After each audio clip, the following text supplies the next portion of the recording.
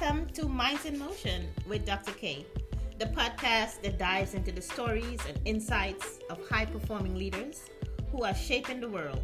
Join us as we explore their journeys, successes, and the wisdom they've gained along the way. Get ready to be inspired and motivated by these incredible individuals who are paving the path to success. I am your host, Dr. Anne-Marie Capel, aka Dr. K. And today, I would like to introduce you to my special guest, who also happens to be my daughter, and she's a millennial. She is a successful business owner, an influencer, and active duty military. Melissa Kang, welcome to the show. Thank you for having me. Awesome. I'm so excited to have you on the show today. And today, we are going to look into what it is like being a female leader, especially in the military. So I want to just ask a couple of questions so that the audience can understand what that looks like, what are some of the successes, the missteps, absolutely, and, along that journey. All right. So today our first question is going to be, what are some of the most significant challenges you have faced in your career as a woman, and how did you overcome them? So that's an interesting question because there's so many different factors that goes into that. But I think one that comes to mind for sure is, as a woman, as a leader, I feel, especially in my arena, you often get overlooked due to the feminine stature or the woman aspect, and not many men wanting to, be under that tutelage or that leadership from a woman, because they still have the mindset of, a man is more strong and dominant. So I think that's one of the biggest things that I had to learn, to kind of come out of my feelings and just let my work speak for itself, because so many times I would revert to the emotional standpoint of feeling overlooked. You're going to get upset, but I think I had to learn how to step outside of my emotions and just be the best that I can be and let my qualities speak for themselves. I can imagine that being pretty much of a male-dominant environment. Absolutely, yes.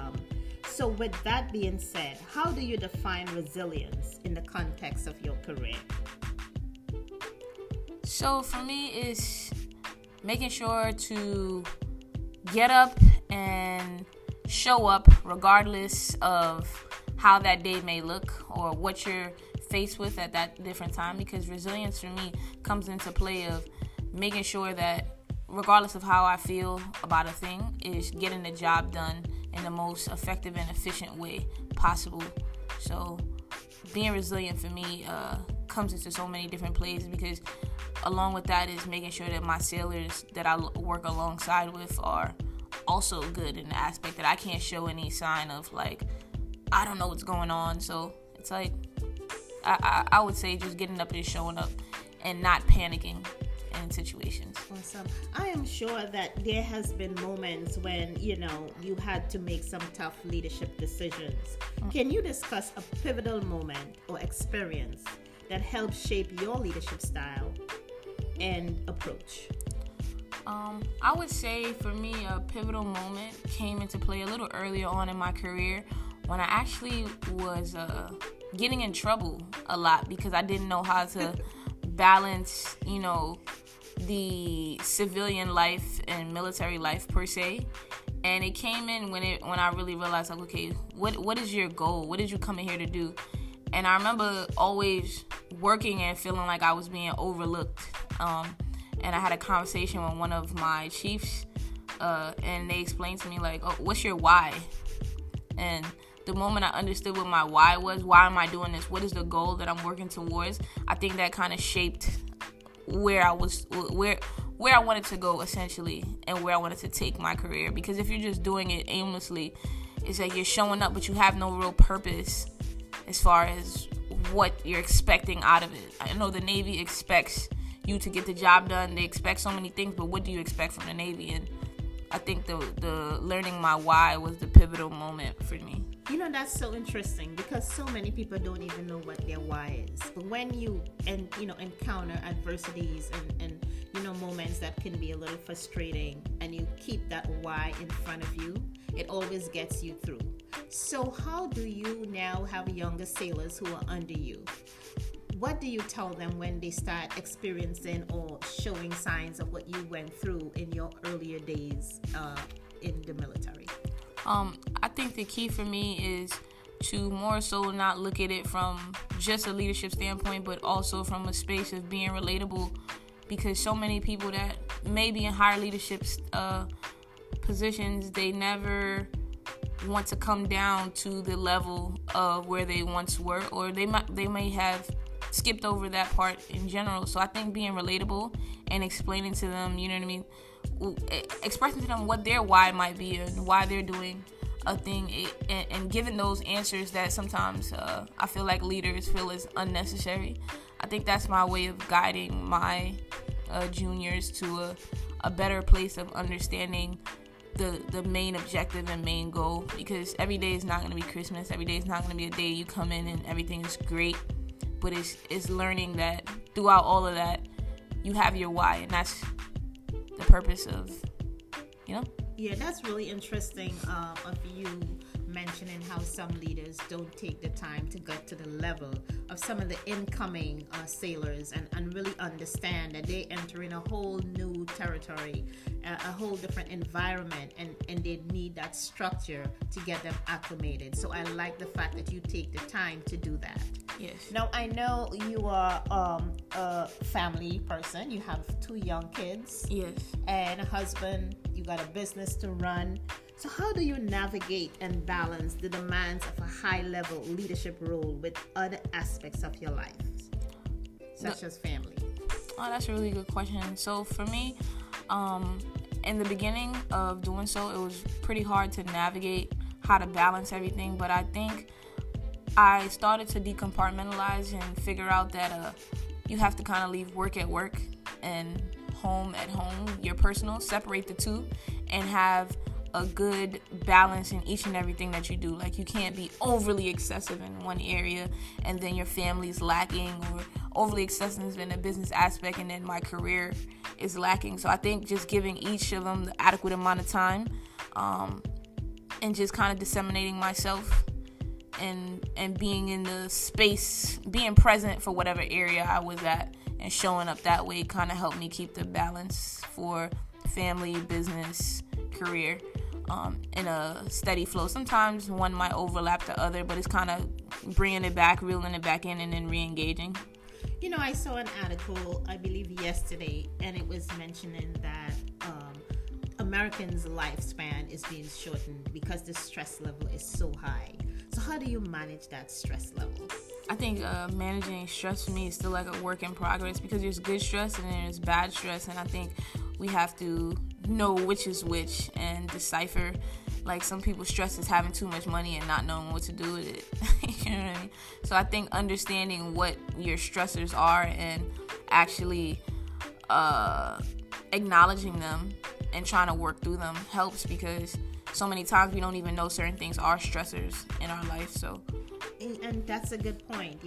That good stress is called eustress, right? Right. And then you have that bad stress where that cortisol is running in your body and really can cause illnesses. And what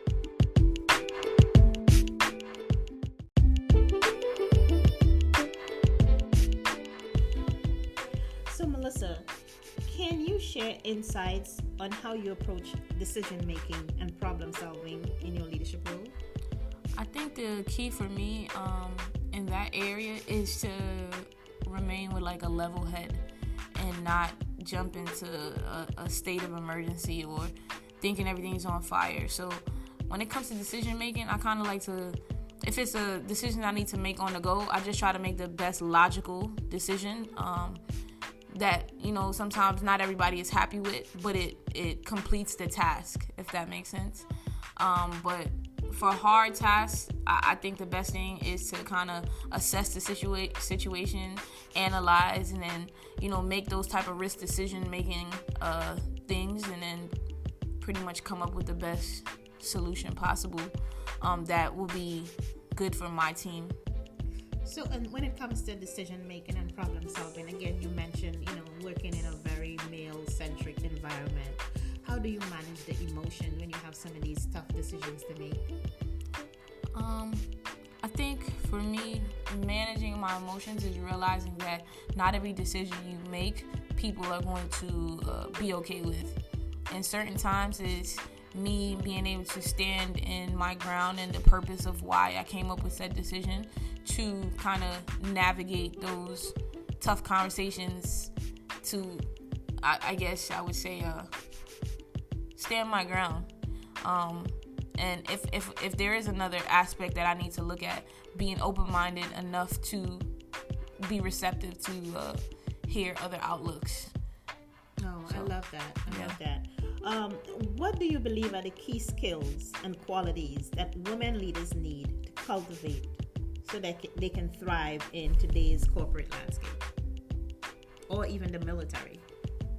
I would think just standing in your purpose and not being emotionally vested, that it can oftentimes sway good decision making because you feel like, oh my God, I want to be heard, or things like that.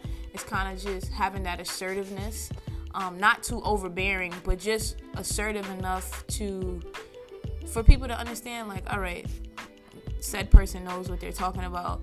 They're allowing your work to speak for itself. Just being honest and not wanting to railroad others because you feel like I'm a woman, see me kind of thing. If you're a supporting cast member, be that, and when it's your time to be a leader, be that. But also don't sit as that supporting cast member if you know that you have the capabilities to be a leader. I really, really love that.